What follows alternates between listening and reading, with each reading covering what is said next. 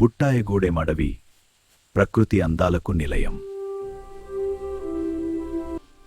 బుట్టాయగూడెం అడవిలో ప్రతి జీవి ప్రకృతి సమతుల్యతలో భాగం.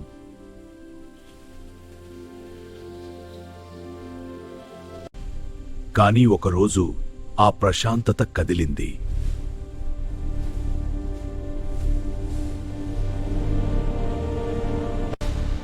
ఆహారం తగ్గిపోవడంతో పులి గ్రామానికి వచ్చింది.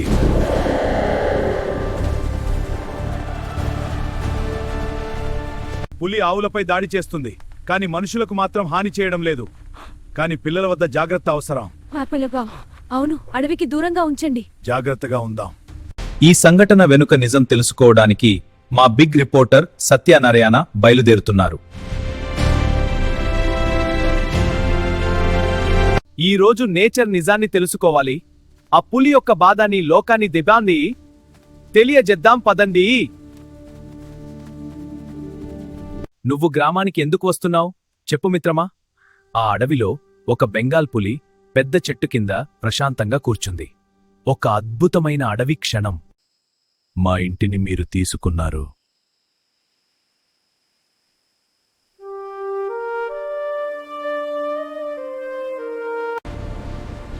చెట్లను పెద్ద కంపెనీల కోసం కోస్తున్నారు.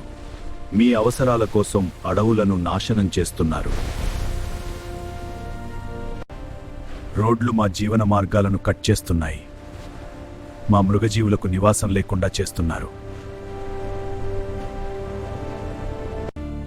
మా కుటుంబాలు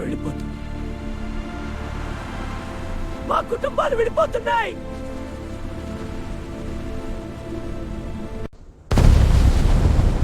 మైనింగ్ కోసం పర్వతాలను చీల్చుతున్నారు.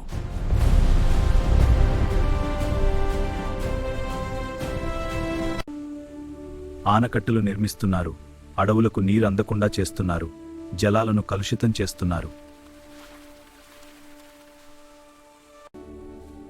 ఆహారం లేకపోవడం వల్ల చాలా జంతువులు ఆకలితో అలమటించాయి.